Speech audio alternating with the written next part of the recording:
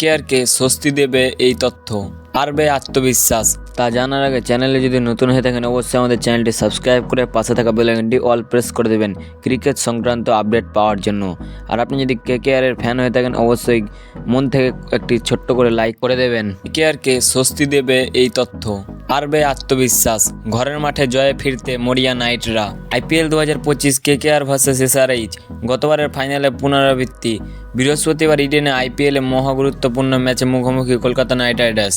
গতবারের ফাইনাল পুনরাবৃত্তি বৃহস্পতিবার ইডেনে IPL-এ মহা গুরুত্বপূর্ণ ম্যাচে মুখোমুখি কলকাতা নাইট রাইডার্স ও সানরাইজার্স হায়দ্রাবাদ। IPL-এর শুরুটা ভালো হয়নি গতবারের দুই ফাইনালিস্টের।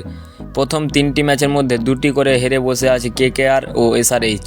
ফলে ইডেনে জয়ে ফিরতে মরিয়া আজিঙ্ক্য রাহানে ও প্যাট কামিন্সের দলের পারফরম্যান্স একাধিক ক্রিকেটারের ফর্ম নিয়ে চিন্তায় থাকলেও হায়দ্রাবাদের বিরুদ্ধে একটি বিষয় কিন্তু কিছুটা আত্মবিশ্বাস দিতে পারে কলকাতা নাইট রাইডার্সের টিম ম্যানেজমেন্টকে, আর তা হলো মুখোমুখি সাক্ষাতের পরিসংখ্যান।